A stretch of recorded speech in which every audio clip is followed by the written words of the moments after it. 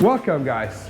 Today I'm exploring an abandoned Norwegian-built border fortification in the last part of the 18th century.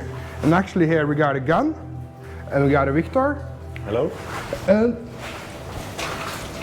a machine gun, which we can move. So this place was built to defend Norway against the Swedish. And you can move the gun and shoot at the Swedish people. Wobbly bridge.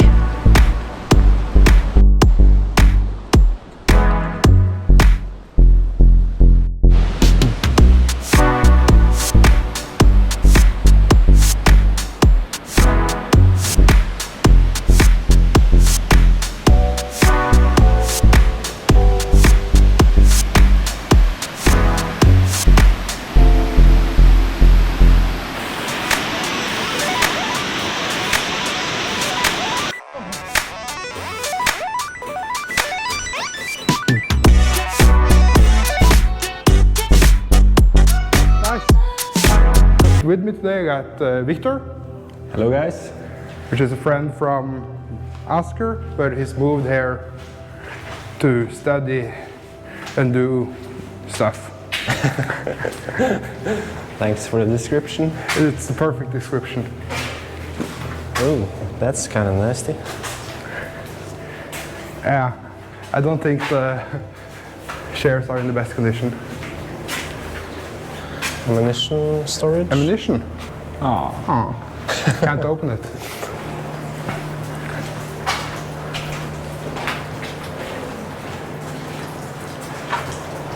So here we have a lookout. Wow.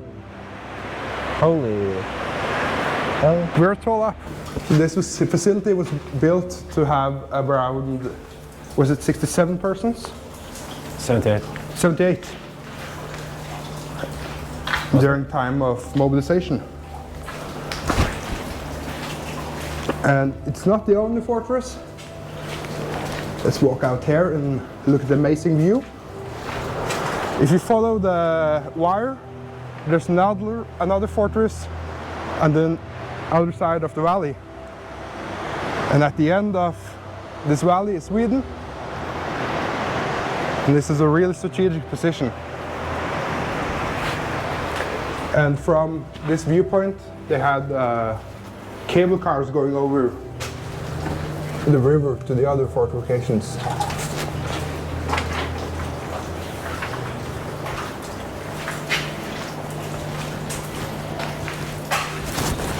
There's this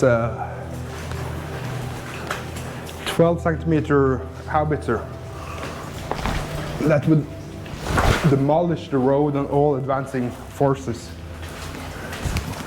And it's a really bad day with weather-wise, so it's almost as wet inside here as it is outside. And here we are in even more gun positions. I want to bring that gun home with me. I wonder how they managed to get it up here. That must have been a hell of an effort to carry that gun all the way up from the valley.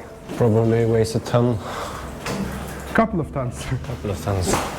Produced in 1909. Petrol room.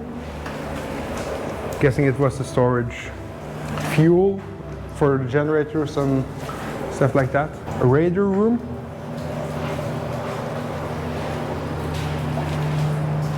For communications.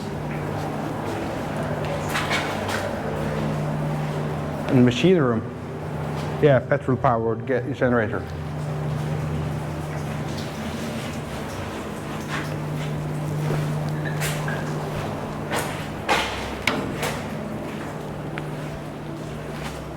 Ammunition storage was here. Did you see anything inside? Just some hay. Some hay. Yeah, basically how the Norwegian defense was in 1939, full of hay. And here was the beds. Oh. Canteen. That's why you have windows. And behind the windows you have a machine gun lookout actually.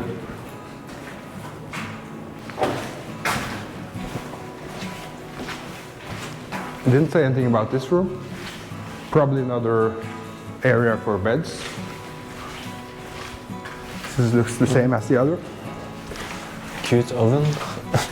Yeah, amazing oven. Toilets. Oh, look at those toilets. I think this has still been used. You think it has been used?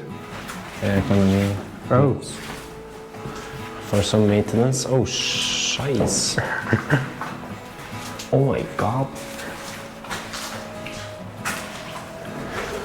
Now we're heading close to what's called a tambour. Tambour? I have no idea. Wow. So this was to cover the entrance. You can't see much through all the forest. But it's really low down. You might have to sit or lay down actually to look out. Not meant for large guys like us.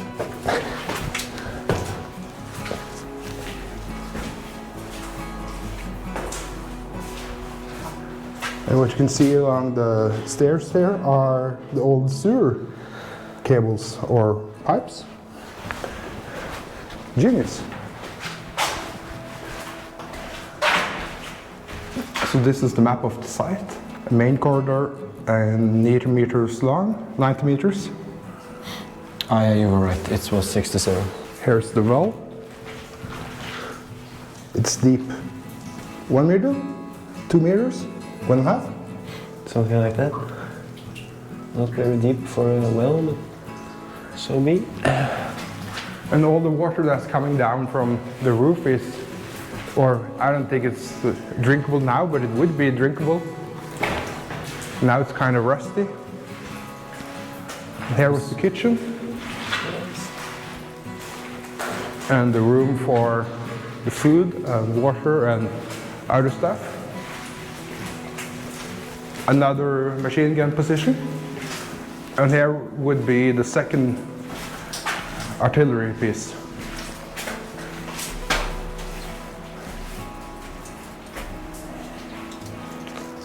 Fett. Up there. We were up there. I can see like the fence on the lookout point, but I can't see anything else. So the second facility was locked, and well, I tried to walk around in here, but it's too steep and too wet, so it's a bit risky. And if you follow the ropeway, you can see the other, well, you can't see it because it's hidden, but on the other side of the valley is the facility we was on earlier. So now we're heading down and back to the car.